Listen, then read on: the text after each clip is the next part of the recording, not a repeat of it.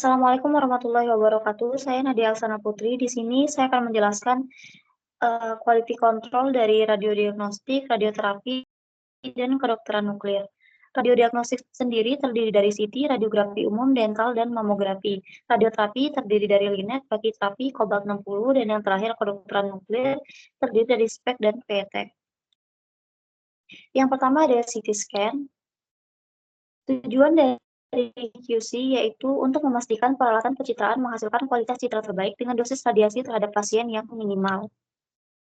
Menurut ACR, parameter yang diuji dalam CT terdapat 15 parameter, yaitu ada review of clinical protocol, yang kedua scope prescription dan element line accuracy, yang ketiga image thickness, 4 table travel accuracy, 5 radiation beam width, 6 local trace performance, 7 spatial resolution, 8 CT number accuracy, 9 artifact evaluation, 10 CT number uniformity, 11 dosimetry, 12 gray level performance, 13 water CT number and standard deviation, 14 weight and laser printer, dan yang terakhir ada visual checklist.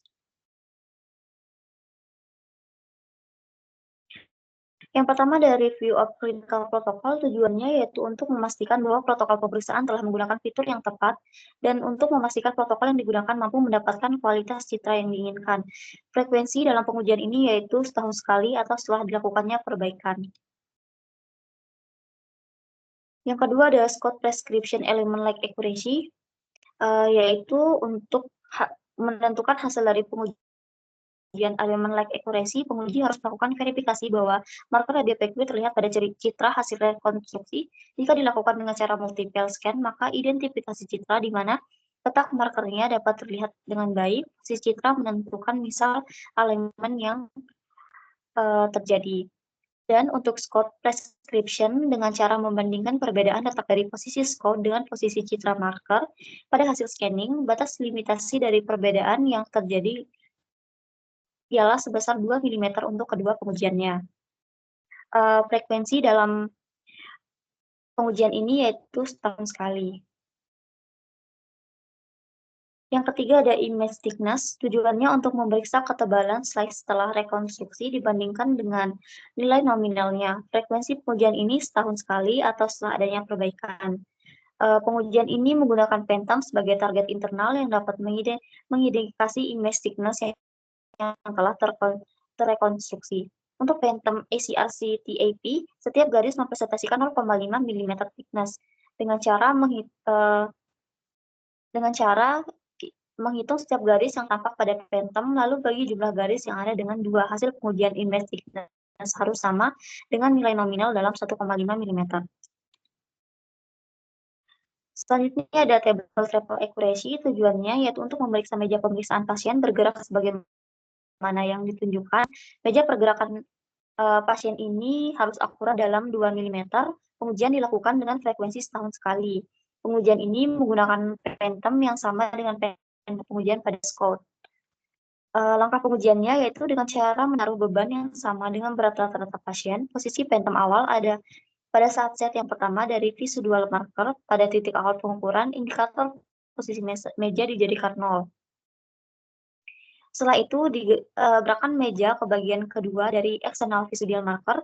Selanjutnya jalankan meja sampai bagian paling ujung, direnggakan penuh dan kembalikan ke posisi awal pengukuran. Catat hasil pengukuran meja yang baru, bandingkan posisi visual marker yang pertama dengan posisi baru yang telah dicatat setelah meja diregangkan penuh dan dikembalikan kembali. Pergerakan meja dan kembalinya ke posisi semula harus akurat dalam 2 mm. Selanjutnya ada radiation beam width, tujuannya untuk mengukur lebar pancaran radiasi dan untuk menilai hubungannya dengan nominal lebar pancaran yang terkolimasi. Pengujian ini dilakukan dengan frekuensi setahun sekali. Langkah pengujiannya yaitu yang pertama, pengujian ini menggunakan detektor radiasi eksternal seperti CR-PET dan flat radiation attenuator 1/8 inci timbal atau 15 cm akrilik.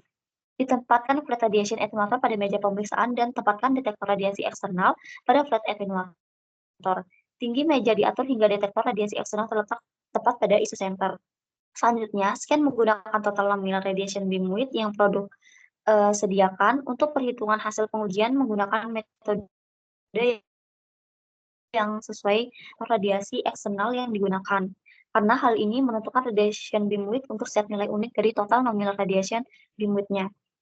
Nominal radiation beam width-nya harus dalam nilai 3 mm atau 30% dari minimal collimate beam width. Selanjutnya ada low contrast performance, tujuannya untuk memeriksa kinerja low contrast dari protokol yang digunakan dalam memenuhi syarat untuk diagnosis. Pengujian ini dilakukan dengan frekuensi setahun sekali. Langkah pengujiannya yang pertama, analisa visual dilakukan dengan cara tentukan hasil citra yang memberikan gambaran low contrast target yang terbaik. Untuk optimasi visibilitas target low contrast, windowing diatur dengan nilai ukuran WB100 dan WL100, catat ukuran dan kontras dari target yang hampir tidak tervisualisasi. Selanjutnya, analisa numerik menggunakan fitur ROI untuk pengukurannya. ROI pertama diletakkan pada gambaran yang mewakili target paling besar. ROI kedua ditempatkan dekat dengan ROI pertama, tetapi diletakkan pada bagian background water section. Kemudian catat mean value dan standar deviasi dari ROI tersebut. Selanjutnya ada spatial resolution. Tujuannya untuk memeriksa kinerja spatial resolution dari protokol yang digunakan untuk memenuhi syarat diagnosis. Pengujian ini dilakukan dengan frekuensi setahun sekali. Langkah pengujiannya yaitu kurva modulation transfer function atau MTF diperoleh dari Fourier transform pada point spread function, dan hal ini hanya bisa dilakukan oleh software dari pabriknya. Pengukuran kuantitatif, teknik pengukuran kuantitatif dapat diperoleh dengan menggunakan alat berpola bar, phantom bar pattern yang mengandung pola line pair dari frekuensi spatial yang berbeda. Selanjutnya, CT number accuracy. Tujuannya untuk memeriksa CT number yang ditunjukkan oleh sistem CT scan dengan akurasi yang dapat diterima dengan variasi sesuai dengan yang diharapkan. Pengujian ini dilakukan setahun sekali juga. Di sini terdapat tabel nilai rujukan untuk CT number pada material air, udara, tulang, polietilen, dan akrilik. Selanjutnya ada artifact evaluation, tujuannya untuk mengidentifikasi dan mengkoreksi artefak pada citra dari sebuah tes phantom sebelum menjadi cukup parah untuk dideteksi pada citra dari pemeriksaan terhadap pasien. Langkah pengujiannya yaitu mengidentifikasi adanya artefak atau tidak ialah mengamati setiap citra dari phantom air dan dibandingkan dengan referensi untuk bentukan artefak yang ada. Pengujian ini dilakukan dengan frekuensi setiap hari. Selanjutnya ada CT number uniformity, tujuannya untuk mengidentifikasi dan mengkoreksi CT number yang tidak seragam pada citra dari sebuah tes phantom air sebelum menjadi cukup parah yang berakibat pada diagnosa pasien. Frekuensi pengujian ini dilakukan setahun sekali. Langkah pengujiannya itu dilakukan dengan menggunakan phantom air. Kriteria nilai normal dari pengujian ini berdasarkan pada nilai selisih antara nilai min pada bagian tengah dengan bagian tepi yang biasanya berkisar sampai 5 HU dan tidak boleh melampaui 7 HU. Selanjutnya ada dosimetri, tujuannya untuk mengukur dosis dan membuktikan kinerja CT scan untuk memungkinkan perhitungan estimasi jumlah dosimetri yang relevan pada pemeriksaan pasien. Pengujian ini dilakukan dengan frekuensi setahun sekali. Selanjutnya ada gray level performance of CT equation display monitor. Tujuannya itu memastikan citra pada monitor menunjukkan bayangan keabuan yang dihasilkan oleh CT scan. Frekuensinya setahun sekali. Selanjutnya ada CT number air dan standar deviasi. Tujuannya memastikan bahwa kalibrasi CT number terhadap air masih dalam batas yang dapat diterima dan bahwa quantum noise serta electronic noise tidak boleh meningkat. Nilai batas standar dari water CT number dan standar deviasi ini berada pada plus minus 3 HU, tetapi masih mendapatkan toleransi dengan tidak melebihi dari plus minus 5 HU. Yang terakhir ada visual checklist. Tujuannya memastikan sistem CT scan, lampu indikator, intercom, troli, darurat, lampu keselamatan ruangan, signal, dan monitor selalu bekerja dengan baik, stabil secara mekanik maupun elektrik. Nilainya itu indikator yang berfungsi sebagai mestinya. Selanjutnya ada radiografi umum. Parameter yang diuji pada radiografi umum yaitu terdapat 13 parameter, yaitu yang pertama ada iluminasi, yang kedua uji kesesuaian kolimator dan image reseptor, 3. Uji akurasi dan reproduksibilitas tegangan tabung. 4. Uji akurasi dan reproduksibilitas waktu penyinaran. 5. Uji linearitas keluaran radiasi. 6. Pengukuran HPL. 7. Kebocoran wadah tabung sinar X. 8. Time darurat. 9. Densitas standar dan uniformity. 10. Penjajakan. 11. Waktu respon minimum. 12. Pengukuran EISD dengan MAS sesuai EIC. 13. Pengukuran EISD udara klinis rutin EIC. Pengukuran iluminasi, tujuannya untuk mengukur kecukupan pencahayaan lampu kolimator untuk melihat luas lapangan yang digunakan. Alat yang digunakan yaitu ada meteran, water pass, light meter, yaitu alat khusus untuk mengukur iluminasi atau bisa juga menggunakan multimeter X-ray. Langkah pengujiannya yaitu yang pertama mengukur iluminasi latar, yang kedua kolimator dibuka secukupnya, yang ketiga tempatkan light meter di meja dengan jarak source light meter distance pada jarak 100 cm, dan yang terakhir, ukur pencahayaan pada masing-masing kuadran, terdapat 4 kuadran dan pencahayaan latar. Nilai lolos uji tidak boleh lebih dari 100 lux pada SDD 100 meter. Yang kedua ada uji kesesuaian berkas. Tujuannya ketepatan ukuran lapangan berkas sinar X dan ukuran lapangan berkas cahaya lampu kolimator untuk mengetahui ketepatan. Dan alat yang digunakan ada 6 koin, ada kaset yang berukuran 24x30, selanjutnya image plate, meteran, dan water pass. Langkah pengujiannya, tempatkan imaging plate di meja dengan jarak source image distance pada jarak 1 cm, kolimator dibuka secukupnya, tempatkan marker pada masing-masing sisi, dan tempatkan suatu penanda pada sisi anoda, dan yang terakhir, lakukan pemaparan dengan parameter KV dan MAS secukupnya, misal 70 kV atau 10 MAS. Nilai lolos ujinya bisa dilihat di layar. Itu delta X dan delta Y-nya berbeda. Selanjutnya ada uji kesesuaian dan reproduksibilitas tegangan. Tujuannya itu untuk memeriksa konsistensi tegangan pada beberapa eksposi dalam pengaturan tegangan yang tetap. Alat yang digunakan yaitu multimeter. Langkah pengujiannya atur jarak fokus ke KPP meter atau dosimeter sesuai kemampuan peralatan. Selanjutnya set ke 20 MAS, aturlah KPP panel pada jangkauan klinis, semisal 50, 60, 70, 80, 100, dan 120. Selanjutnya lakukan ekspos radiasi, dan yang terakhir catat nilai terukur dan hitung nilai deviasi terhadap KPP panel. Yang kedua itu tujuan dari uji reproduksibilitas, yaitu untuk menguji keakuratan pengukuran antara paparan satu dengan lainnya. Langkah pengujiannya, pengaturan yang sama dengan KPP tetap, yaitu 70 atau 80 KPP dan 20 MAS, lakukan paparan sebanyak 3-5 kali dan hitunglah nilai koefisien variasinya. Batas lolos uji akurasi KPP, nilai maksimum plus minus 10%, dan batas lolos uji reproduksibilitas kurang dari 0,05. Selanjutnya ada uji akurasi dan reproduksibilitas timer.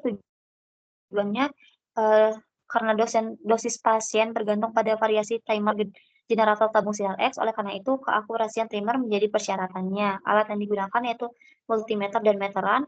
Langkah pengujian yang pertama atur jarak fokus ke KPP meter atau uniform sesuai kemampuan peralatan. Yang kedua set 20 MAS dan 70 atau 80. Selanjutnya aturlah timer pada panel, lakukan ekspos radiasi, dan yang terakhir catat dan hitung nilai deviasi pengukuran dari timer panel. Selanjutnya ada uji linearitas keluaran. Tujuannya untuk mengecek konsistensi keluaran radiasi pada variasi nilai MA. Alat yang digunakan yaitu multimeter dan meteran. Langkah pengujian, tempatkan detektor sesuai dengan spesifikasi alat yang dipergunakan. Tempatkan absorber di bawah detektor untuk mereduksi radiasi hambur, dan kemudian variasikan MA atau MAS sesuai dengan jangkauan klinis pesawat.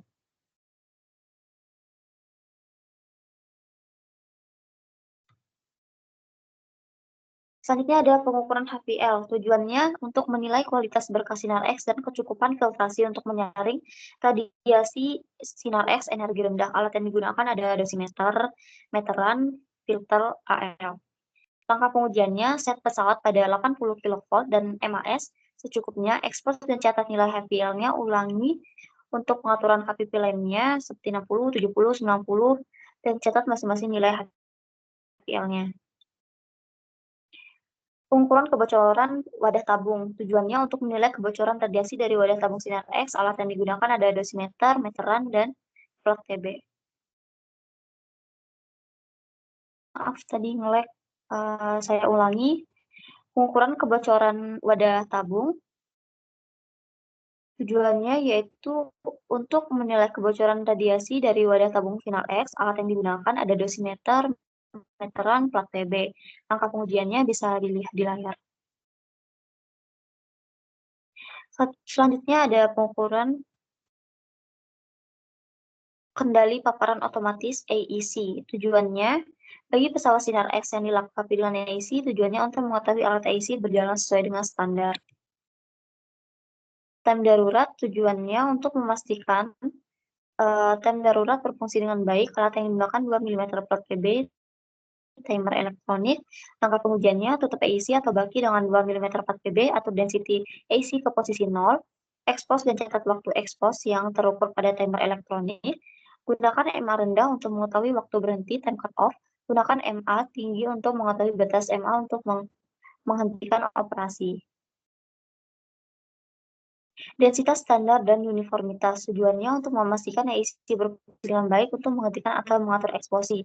Alat yang digunakan yaitu ada absorber 21 mm, kaset film, attenuator PB, dan densitometer. Langkah pengujiannya atur posisi tabung sinar X dan baki sesuai standar penggunaan. Lampu kolimator dan pusatkan berkas sinar X dengan semua detektor AEC bersinari dengan luas lapangan paling kurang 2 cm dari tepi luar detektor AEC. Tutup kolimator dengan absorber 21 mm AL. Atur faktor eksposi setiap 80 kpp AEC out. Tutup salah satu detektor AEC yang diseleksi dengan attenuator. Masukkan kaset expose dan analisis ODI dan EI pada citra yang tertutup attenuator. Ulangi eksposi dengan variasi detektor AEC yang diseleksi.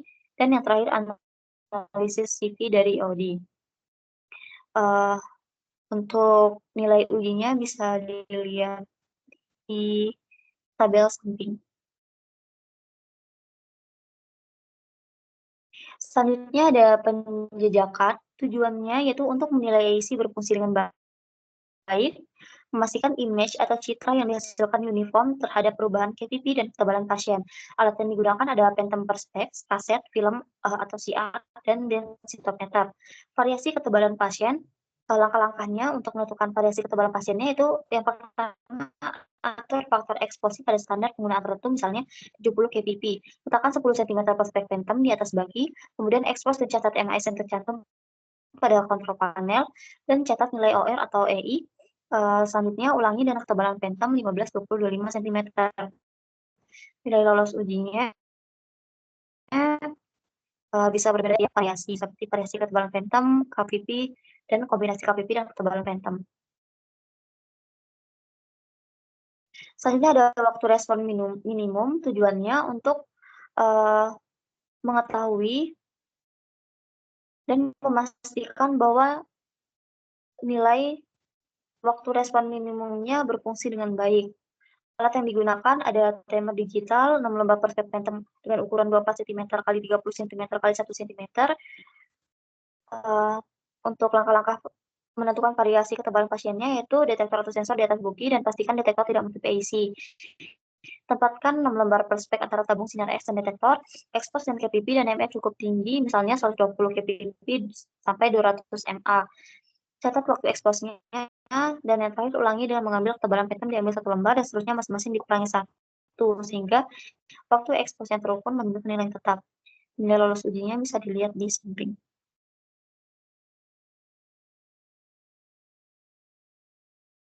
Selanjutnya ada pengukuran ESD dengan MAE sesuai AEC. Tujuannya menentukan ESD atau entrance surface dose untuk menggunakan phantom dan AEC pada kondisi operasi normal.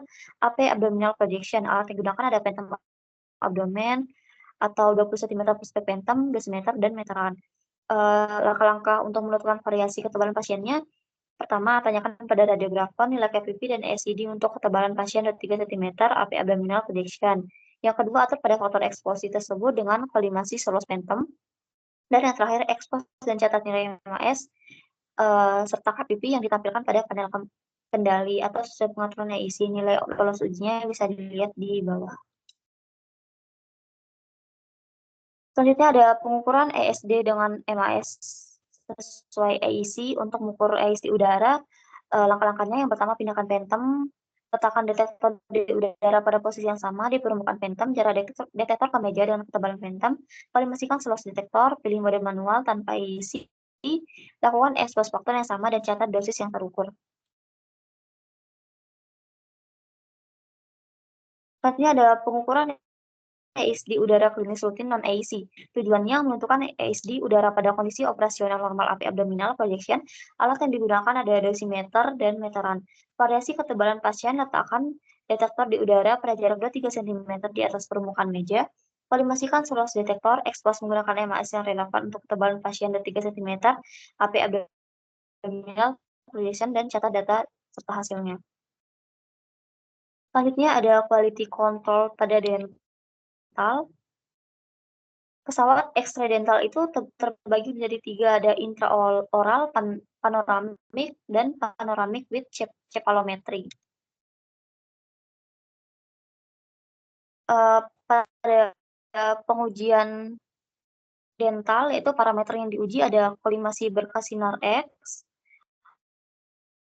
terdiri dari diameter atau diagonal maksimum berkas sinar X, itu pada intraoral, diameter atau diagonal maksimum ujung aplikator atau konus terdapat pada intraoral juga, dan jarak titik fokus ke kulit pasien atau panjang konus SSD pada intraoral, kesesuaian dimensi berkas sinar X dengan dimensi reseptor cita pada pengujian with cephalometry, dan jarak titik fokus ke posisi sagittal pasien pada pengujian panoramik with cephalometry.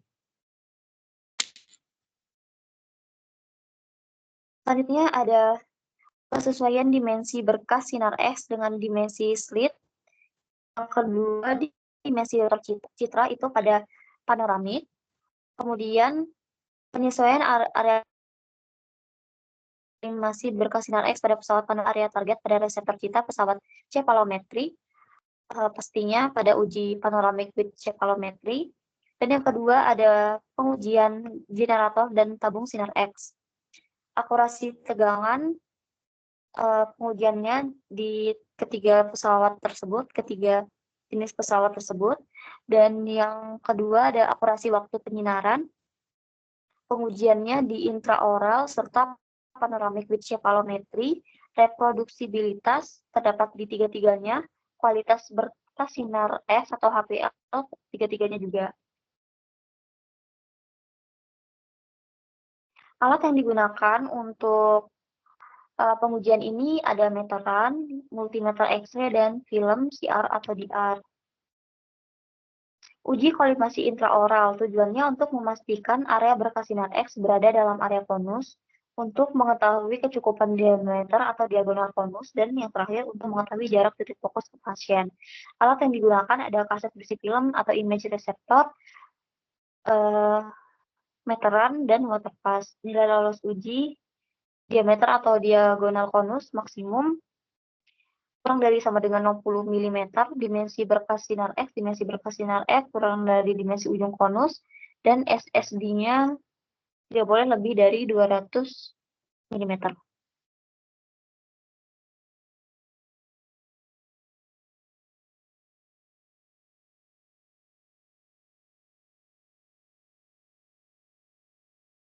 Selanjutnya ada uji kolimasi panoramik. Tujuannya untuk mengetahui dimensi sinar X, untuk mengetahui kesesuaiannya dengan penanda dan reseptor citra. Alat yang digunakan yaitu kaset berisi film ukuran 24 cm x 30 cm dan meteran. Nilai lolos ujinya dimensi slit, dimensi berkas sinar X di depan slit kurang dari sama dengan dimensi slit, dimensi reseptor citra, dimensi berkas sinar X pada reseptor citra kurang dari sama dengan dimensi reseptor citra. Selanjutnya ada uji kolimasi panoramik with cephalometry. Tujuannya untuk mengetahui kesesuaian dimensi bekas sinar X dengan reseptor citra. Alat yang digunakan yaitu kaset berisi film ukuran 24 cm x 30 cm dan meteran. Nilai lolos ujinya bisa dilihat di layar. Selanjutnya ada uji akurasi tegangan. Tujuannya untuk menentukan persentase kesalahan atau persen error tegangan tabung yang dihasilkan tabung sinar X. Alat yang digunakan yaitu multimeter X-ray. Pada uji akurasi waktu, tujuannya untuk menguji presentasi kesalahan atau persen error waktu pada panel kontrol terhadap waktu terukur. Alat yang digunakan multimeter X-ray juga. Selanjutnya, uji reproduksibilitas. Tujuannya untuk menentukan reproduksibilitas keluaran radiasi, output, tegangan tabung KPP, dan waktu penyinaran. Alat yang digunakan sama seperti sebelumnya, yaitu multimeter X-ray. Selanjutnya ada uji kualitas berkas sinar X atau HVL. Tujuannya untuk menilai kualitas berkas radiasi sinar X yang dihasilkan tabung sinar X dan kecukupan filtrasi untuk mereduksi radiasi sinar X energi rendah. Alat yang digunakan multimeter X juga. Nilai lolos ujinya terdapat beberapa nilai, yaitu ada 60 kpp, 70, 80, 90, dan 100 dengan masing-masing nilai lolos uji yang berbeda. Selanjutnya ada mamografi. Parameter yang diuji dalam mamografi ini ada 5 parameter, yaitu ada generator dan tabung, kedua AIC, 3 kualitas citra, 4 kolimasi, dan yang terakhir ada dosis. Alat uji yang digunakan yaitu ada densitometer, yang kedua ada accredited mammopentem, ketiga dosimeter and luxmeter, keempat marker, kelima perspek, 6 karet TB, 7 ristolpetan, dan yang terakhir ada kaset CR atau film. Kolimasi berkas sinar X tujuannya mengetahui banyaknya jaringan yang hilang atau tidak terakomodir dari pencitraan mamografi alat yang digunakan. Saya ulangi, tujuannya yaitu untuk mengetahui banyaknya jaringan yang hilang atau tidak terakomodir dari pencitraan mamografi. Alat yang digunakan ada CIRS, Phantom, dan marker. Nilai lolos ujinya fokus kecil kurang dari sama dengan 7 mm dan fokus besar kurang dari 5 mm. Kolimasi berkas sinar X tujuannya memastikan X-ray tidak melebihi batas cahaya, memastikan batas X-ray sesuai dengan reseptor, dan memastikan tidak ada bagian dinding dada yang terpapar X-ray. Alat yang digunakan yaitu kaset CR, strip penanda, dan apron. Nilai lolos ujinya yang pertama ada fokus kecil, selisih lapangan kolimasi dengan berkas sinar X ada lapangan 18 cm x 24 cm, kurang lebih sama dengan 1% SID pada sisi dinding dada. Bisa dilihat di tabel nilai lolos ujinya. Selanjutnya ada generator dan tabung. Tujuan akurasi dan reproduksibilitas KPP mengetahui tingkat keakurasian dan kedapat ulangan parameter KP. Alat yang digunakan KPP meter, plat PB, atau apron. Nilai lolos ujinya ada akurasi tegangan, error maksimal kurang dari sama dengan 5%. Akurasi waktu penyinarannya juga sama seperti akurasi tegangan. Selanjutnya linearitas keluaran radiasi, koefisien linearitas atau CL-nya kurang dari sama dengan 0,1. Selanjutnya ada reproduksibilitas keluaran radiasi output, koefisien variasi kurang dari sama dengan 0,5. Tegangan puncak juga sama, waktu penyinaran juga sama. Generator dan tabung. Tujuan linearitas keluaran radiasi untuk mengetahui respon detektor terhadap perubahan MAS. Alat yang digunakan dosimeter dan 4 cm PMMA. Tujuan reproduksibilitas yaitu untuk menilai kemampuan kedapatan ulangan dosis keluaran dan mengetahui besarnya dosis rata-rata glandular. Alat yang digunakan dosimeter dan ACR Phantom. Nilai lolos ujinya masing-masing kurang dari sama dengan 0,05. Selanjutnya ada tujuan kualitas berkas sinar X atau HPL. Mengetahui nilai HPL yang dihasilkan pada setiap citra, alat yang digunakan yaitu dosimeter, apron, dan attenuator AL. Nilai lolos ujinya sama seperti sebelumnya. Selanjutnya ada kendali paparan otomatis AEC. Maaf, saya ulangi. Selanjutnya ada parameter kendali paparan otomatis atau AEC. Tujuannya untuk mengetahui kemampuan kerja sistem AEC. Alat yang digunakan yaitu ada aluminium foil, lembaran PMMA, apron, multimeter X-ray. Nilai lolos ujinya bisa dilihat di tabel berikut. Selanjutnya ada kualitas citra. Tujuannya mengetahui tingkat kualitas citra dari mamografi. Alat yang digunakan yaitu ACR Phantom. Nilai lolos ujinya bisa dilihat di tabel juga. Selanjutnya ada perkiraan dosis permukaan kulit. Tujuannya untuk mengetahui perkiraan dosis permukaan kulit pasien mamografi. Alat yang digunakan ada ACR Phantom atau Phantom PMA dan dosimeter.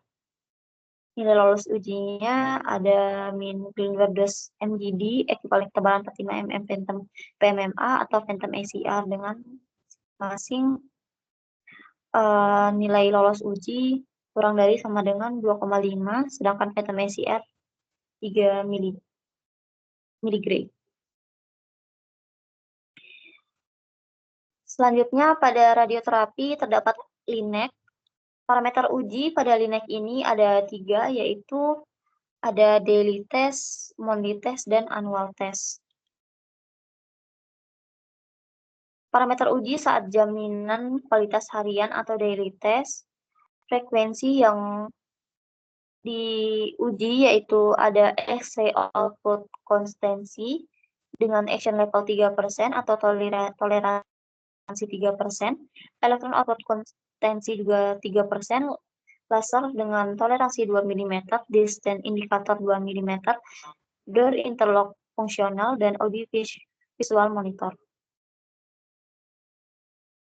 Parameter uji saat jaminan kualitas bulanan terdapat banyak sekali prosedur, yaitu dari X-ray output konsistensi dengan toleransi 2%, selanjutnya elektron konsistensi 2% juga, backup monitor konsistensi 2%, X-ray central axis dosimetri parameter konsistensi PDD, TAR, dan TPR 2% juga. Selanjutnya ada elektron central axis dosimetri 2 mm at therapeutic depth, X-ray beam brightness konsistensi 2%, dan seterusnya.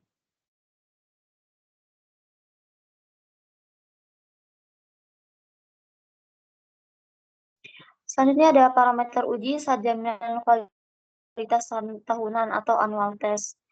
Annual test kurang lebih sama dengan monthly test. Dalam tabel tersebut dijelaskan bahwa pada kolom action level A dapat diisi dengan parameter dan akan dilakukan tindakan apabila kurang sesuai parameternya. Kemudian untuk konsistensi F, di sini dimaksudkan sebagai besar faktor transmisi baji bergantung pada ukuran bidang dan kedalaman, khususnya variasi ukuran bidang untuk irisan dinamis bisa sangat besar. Prosedur pengujian daily test. Daily test atau kontrol kualitas harian pada LINEC dilakukan karena adanya ketidakstabilan berkas terhadap waktu. Hal ini sangat penting untuk dilakukan karena pada terapi radiasi, ketepatan dan ketelitian dosis yang diberikan pada pasien akan sangat mempengaruhi efektivitas pengobatan atau perlakuan terapi. Oleh karena itu, baik laser, optical distance indikator atau ODI, dosis pasien, output konsistensi dan keamanan, door interlock, dan audio visual contact harus diperiksa setiap harinya. Persiapan alat untuk jaminan kualitas harian dapat dilakukan pengecekan pada laser, isocenter, kolimator rotation, door interlock, emergency stop, kunci pintu ruang LINEC, serta radiation room monitor dan audio visual contact.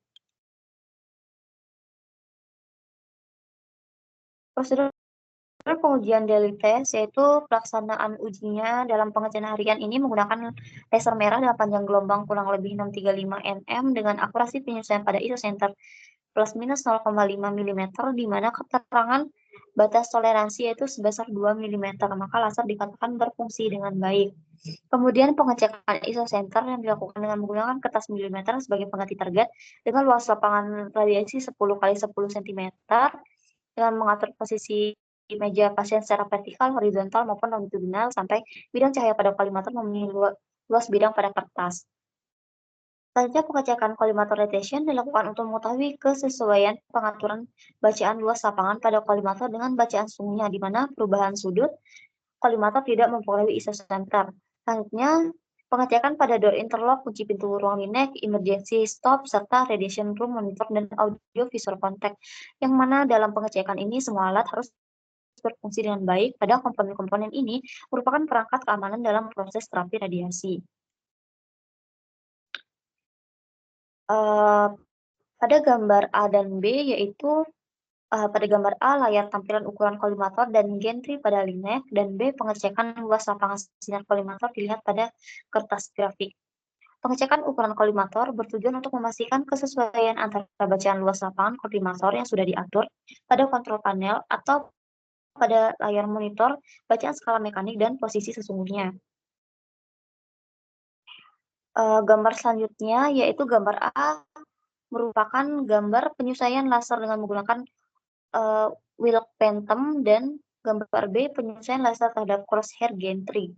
Pengecekan dan penyelesaian laser bertujuan untuk mengetahui kesesuaian penanda laser yang berasal dari 4 arah berbeda dan memastikan serta menyesuaikan bahwa sinar laser presisi dan akurat di posisi tengah isosenter lapangan penyinaran. Selanjutnya gambar A dan B yaitu gambar A indikator cahaya SSD dan gambar B merupakan gambar komparasi indikator cahaya SSD dengan indikator jarak SSD mekanik. Pengecekan optical distance indicator atau ODI bertujuan untuk mengetahui kesesuaian jarak antara sumber radiasi dengan target, serta memastikan bahwa posisi pasien atau target pada jarak tertentu dari sumber radiasi presisi dan akurat ketika menggunakan baik itu jarak SSD atau teknik isosentrik. Pelaksanaan uji yaitu ada pengecekan output pesawat Linux bertujuan untuk mengukur dosis radiasi keluaran Linux dalam setiap harinya. Hal ini dapat dilakukan dengan 3 cara. Yang pertama menggunakan bilik ionisasi tipe Farmer dan 1D water phantom, yang kedua dengan menggunakan bilik ionisasi tipe Farmer dan solid water phantom, dan yang ketiga dengan menggunakan ABA dosimetri Startek. Selanjutnya, di sini terdapat gambar pengecekan output Linux dengan bilik ionisasi tipe Farmer dan 1D water phantom. Dan selanjutnya juga ini ada pengecekan output Linux dengan bilik ionisasi tipe Farmer dan solid water phantom. Baik, setelah daily test, selanjutnya ada monthly test, yaitu tujuannya pengecekan bulanan ini untuk kalibrasi alat, yaitu proses pengecekan dan pengaturan akurasi alat serta konsistensi alat dengan membandingkan hasil terhadap satu standar untuk mengatur ulang fungsi alat agar kembali berfungsi seperti semula. Pengukuran harus sesuai dengan protokol AIE TRS 398.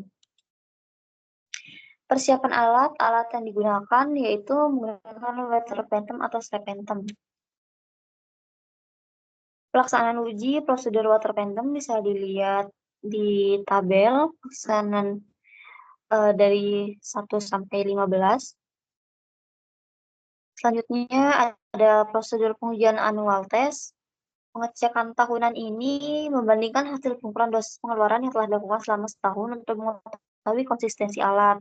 Jaminan kualitas tahunan perlu dilakukan setiap tahun. Salah satu parameter penting yang perlu diperiksa itu keluaran pesawat Linux. Dosis keluaran pesawat Linux yang telah diukur dengan menggunakan water phantom setiap bulan akan dilihat stabilitasnya.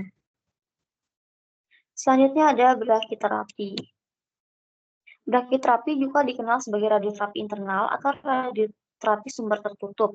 Brachytherapy merupakan jenis terapi radiasi yang digunakan untuk mengobati kanker yang melibatkan penempatan bahan radioaktif baik untuk sementara atau permanen. Dalam brachytherapy, dosis radioaktif diberikan secara langsung di dalam atau berdekatan dengan lokasi kanker atau tumor.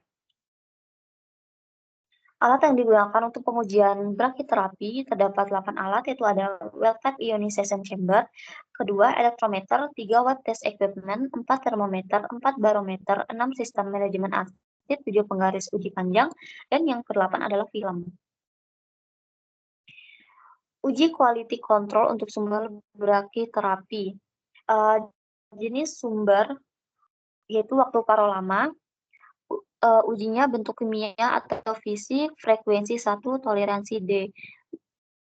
Selanjutnya ada waktu parolama rata-rata batch, yaitu frekuensi 1 dan toleransi 3%.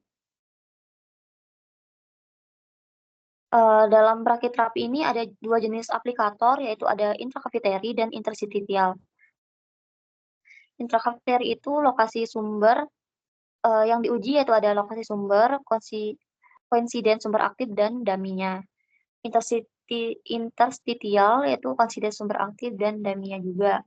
Frekuensinya 1 tahun, dan toleransinya pada interstitial adalah 1 mm. Intrakapiteri juga. Selanjutnya ada uji quality control untuk remote afterloader unit brachytherapy diadopsi dari AAPM TG40. Frekuensi setiap hari pengobatan yang diuji adalah interlock pintu keselamatan, lampu, dan alarm. Alarm kamar, fungsi konsol, saklar, baterai, printer, inspeksi visual, pemandu sumber. Toleransinya semua berfungsi dengan benar atau tidak. Mingguan verifikasi keakuratan persiapan pita, keakuratan pemuatan sumber, dan dummy. Selanjutnya ada uji quality control untuk kalibrator sumber brachytherapy, jenis instrumen, kamar ionisasi sumur, uji kalibrasi laboratorium pedoman nasional ketepatan, linear test, efisiensi, pengumpulan, ketergantungan, panjang atau geometris, ketergantungan energi, ketergantungan dinding, sumber, venting, pemeriksaan redundan, dan kebocoran.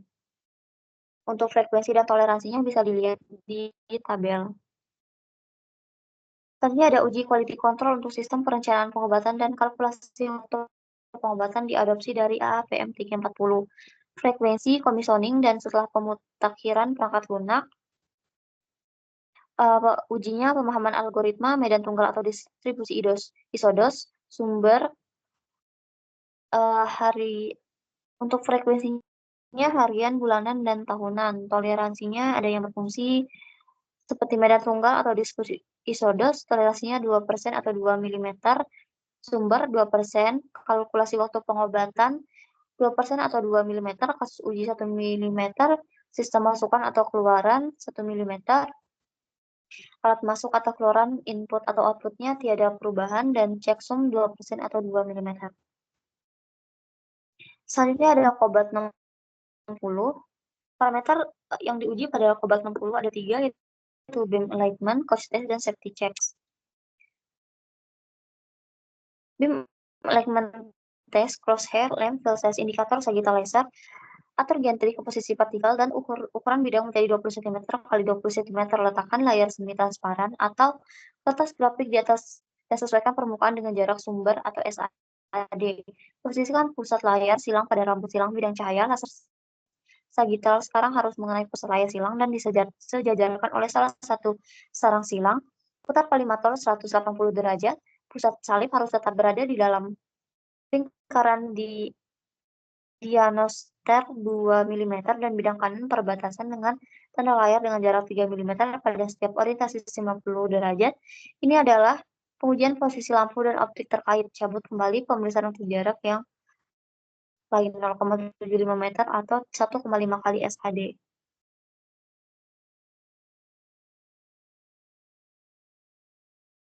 Beam alignment test, distance indikator, kolimator angle, dan opposed beams. Tes ini memberikan banyak hal yang perlu disebutkan dalam satu pengaturan, yaitu pembacaan yang berbeda dari pengendara optik untuk posisi gantry yang berlawanan. Layar tidak berada di tengah, sesuaikan posisi layar dan coba lagi. Pembacaan yang sama tetapi berbeda dari pembacaan yang diharapkan. Sesuai pengukur jarak optik jika perbedaan lebih besar dari 2 mm, tepian cahaya lapangan harus sejajar dengan layar tanda di kedua sudut gantry. Penunjuk jarak optik harus benar dengan 2 mm, kisaran SSD 100 per 200 mm. Error collimator angle harus kurang dari 0,5. Beam alignment test mechanical isocenter. Bola minimumnya mengelilingi semua posisi yang mungkin dari ujung batang tengah saat memutari gantry dan kolimator hingga 360 derajat, menggambarkan isocenter mekanis unit. Diameter bola ini harus kurang dari 2 mm. Beam alignment test coincidence between radiation field and light field. Prosedurnya itu yang pertama, tetapkan ukuran bidang ke 20 x 20 cm pada indikator. Kedua, poleskan film pada beberapa bahan plastik, hamburan belakang, dan sofa. Letakkan film phantom di bagian atas dan kencangkan. Yang ketiga, sesuaikan dengan ESD normal pada permukaan phantom. Arahkan ke titik silang tengah phantom. Perhatikan perbedaan apapun pada tepi bidang cahaya dan ukiran persegi hingga 50 mm untuk sinar phantom dan lakukan expose. Selanjutnya ada extend test, ambil film untuk sudut kolimator dan gantry yang berbeda, pencahayaan ganda dengan sudut kolimator dapat digunakan untuk mendeteksi bahwa sumber tidak berada di pusat rotasi kolimator. Metode selanjutnya bergantung pada definisi ukuran bidang yang diadopsi di tengah. Cara khusus akan berbeda jika definisi IEC digunakan dengan menentukan ukuran bidang pada kedalaman 10 cm. Selanjutnya ada coach. Semua tes pada sofa perawatan harus dilakukan dengan beban 75 kg dan didistribusikan setiap panjangnya sesuai gantry ke 0 derajat dan tinggi sofa ke SS. Di normal, letakkan selembar kertas di atas sofa dan tandai posisi lampu silang atau ujung atau petunjuk sambil memutar meja trim secara isosentris. Lingkaran yang telah selesai harus berdiameter kurang dari 33 mm. Selanjutnya bisa dilihat di layar. Pada kedokteran nuklir ada pengujian spek dan spekcity. Parameter pengujian spek dan spekcity ini ada planar uniformity, scroll picking, pixel size, center of rotation and multiple heads, spec uniformity, spec resolution, spec image contrast, size thickness, system volume sensitivity, dan sensitivity and uniformity with rotation. Yang pertama ada keseragaman planar, tujuannya untuk tujuan utama dari pengujian ini untuk menentukan parameter terbaik pengujian kontrol kualitas harian keseragaman intrinsik untuk kamera gamma, single photon emission compute tomography spec. Selanjutnya ada picking, kemampuan untuk memusatkan jendela energi di atas fotopak emisi gamma atau sinar X radionuklida yang digunakan untuk pencitraan. Langkah-langkahnya yaitu harus dilakukan dengan titik sumber sekitar 37 mbq pada jarak 5 FOVS dilakukan pada semua radionuklida dan selanjutnya bisa dibaca. Selanjutnya ada ukuran piksel. Tes ini digunakan untuk memverifikasi keakuratan ukuran piksel. Dalam spek, nilai ini berimplikasi pada evaluasi kuantitatif yang dapat diterapkan untuk AC serta menentukan ukuran organ dari gambar tomografi yang dihasilkan. Selanjutnya ada Center of Rotation and Multiple Head Registration. Uji MHR digunakan untuk memastikan bahwa setiap kepala detektor dalam sistem spek beberapa detektor mengambil sampel volume yang sama, yang berarti bahwa gambar sumber titik pada suatu detektor berada tepat pada lokasi yang sama pada gambar cermin detektor kedua yang ditempatkan pada jarak 180 derajat dari detektor pertama. Pengukuran COR digunakan untuk memverifikasi keselarasan antara sumbu proyeksi rotasi sistem spek AOR dan kolom piksel dengan tengah dalam matriks gambar proyeksi yang diperoleh. Selanjutnya ada keseragaman spek. Tujuannya yaitu untuk mengevaluasi keseragaman gambar tomografi atau menggunakan ada Phantom Performance Spec.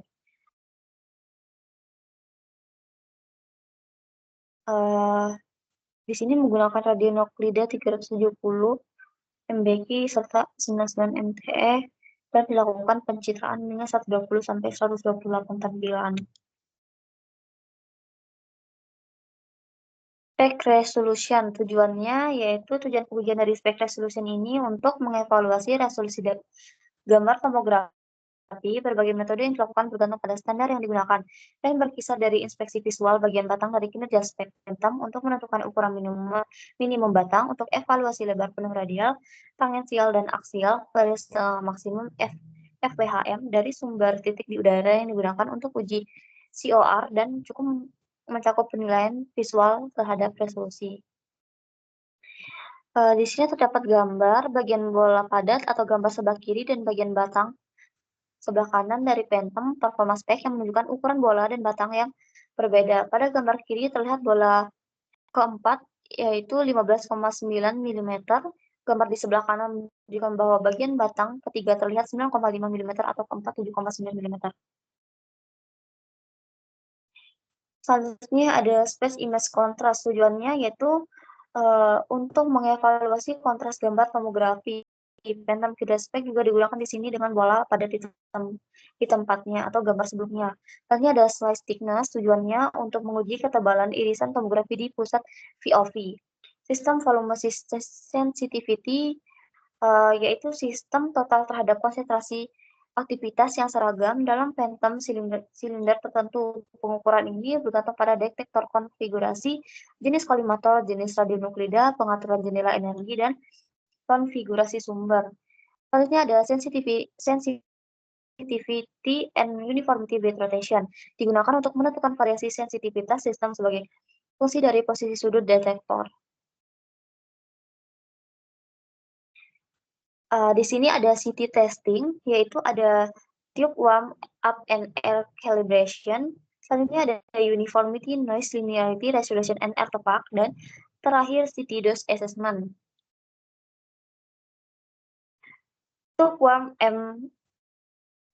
up and air calibration, prosedur pemanasan tabung sinar X, yaitu diperlukan untuk membawa tabung sinar X ke suhu operasi optimal untuk menstabilkan suhu kedua katoda dan anoda serta membantu memperpanjang masa pakai tabung sinar X, membutuhkan waktu sekitar 1 menit untuk selesai. Selanjutnya ada prosedur kalibrasi udara, terdiri dari serangkaian kalibrasi dan pengujian sistem. Memeriksa pengoperasian paparan konverter, sistem akuisisi, kalibrasi kolimator, penimbangan gantri, kebiasaan jendela Miller, dan posisi titik fokus, dan seterusnya. Selanjutnya ada uniformity, noise linearity, resolution, and artifact. Dilakukan dengan menggunakan meter phantom. Pengujian ini dilakukan dalam satu pemindaian dan ditempatkan pada dudukan dan kemudian diposisikan secara terpusat di dalam FOV. Yang terakhir ada CT dose assessment. Pengukuran memerlukan phantom, CT-DI, polimetil metakrilat, dan ruang ionisasi. Tes ini harus dilakukan setiap tahun atau setelah penggantian tabung sinar X. Langkah-langkahnya bisa dibaca di PPT. Selanjutnya ada spek atau CT test. Ada CT registration dan CT image quality. Registrasi spek atau CT dilakukan untuk memastikan kedua pemilihan telah disejajarkan dengan benar, karena registrasi spesial sangat penting untuk rekonstruksi gambar yang sangat akurat menggunakan CTAC dan tampilan gambar yang disatukan untuk interpretasi klinis. Untuk CT test image quality, yaitu pengujian ini mengevaluasi kualitas gambar spek atau CT secara keseluruhan saat menggunakan AC berbasis CT. Selanjutnya ada PET. Tujuan pengujian ini adalah untuk menilai keteguhan performa detektor dan memungkinkan deteksi ini dini terhadap perubahan mendadak, misalnya kegagalan modulir detektor frekuensi. Tes ini harus dilakukan setiap hari oleh teknisi sebelum penggunaan klinis pemindai. Bahannya tergantung pada sistem, produsen, dan mode akuisisi. Aktivitas sumber ini harus seperti yang ditentukan oleh produsen dari sistem PET, yaitu ada akuisisi data, analisis, dan toleransi yang disarankan. Selanjutnya ada tes resolusi waktu kebetulan harian dalam TOV PET, yaitu pengukuran ini harus dilakukan setiap hari oleh ahli teknologi pada pemindai TOV untuk memastikan keteguhan resolusi waktu, karakteristik utama yang diperlukan untuk pemindaian PET TOV. Yang selanjutnya ada tes uji pemindaian PET atau CT dalam mode klinis. Aktivitas sumber ini harus seperti yang ditentukan oleh dari sistem PET. Itu ada parameter akuisisi data, analisis, TO tujuan, frekuensi, bahan-bahan, akuisisi data, dan periksa gambar CT dan PET. Penjelasannya bisa dibaca di PPT. Selanjutnya ada keseragaman gambar yang direkonstruksi. Tujuan pengujiannya, keseragaman gambar yang direkonstruksi adalah ukuran sistem respons sistem terhadap distribusi radioaktivitas yang homogen pada VOV, melintang, dan aksial. Tidak ada konsensus umum mengenai metodologi pengujian atau parameter analisis seperti indeks kuantitatif ketidakseragaman residu prosedur. Normalisasi PET, tujuan pengujiannya yaitu untuk memperoleh data efisiensi kristal untuk digunakan dalam mengoreksi sinogram yang diperoleh untuk ketidakseragaman detektor. Sebenarnya ada kalibrasi, konsentrasi, radioaktivitas, studi, dan 3D. Tujuannya untuk memperoleh data efisiensi pemindai untuk digunakan dalam mengoreksi sinogram yang diperoleh untuk ketidakseragaman detektor.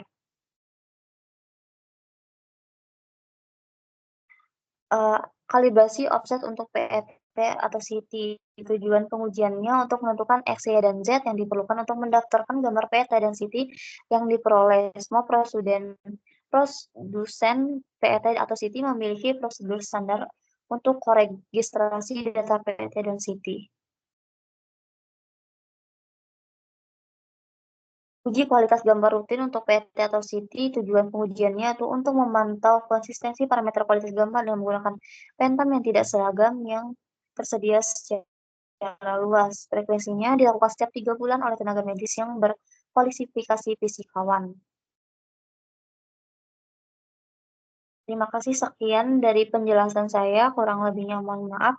Assalamualaikum warahmatullahi wabarakatuh.